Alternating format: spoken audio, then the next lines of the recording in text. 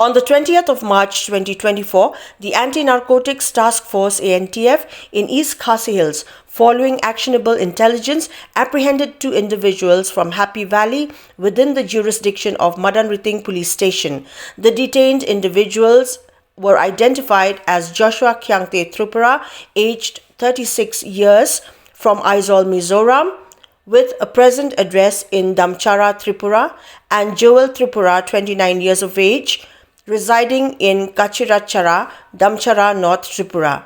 The authorities recovered and confiscated items that included 11 boxes of soap containing heroin weighing 139.98 grams, an Aadhaar card, 1 PAN card, 1 mobile phone, and 1 Tata Sumo vehicle bearing registration number ML05N0515. A case under the Narcotic Drugs and Psychotropic Substances NDPS Act is being filed, with ongoing investigations led by the Shillong Antf under the supervision of Sandra Nongdhar.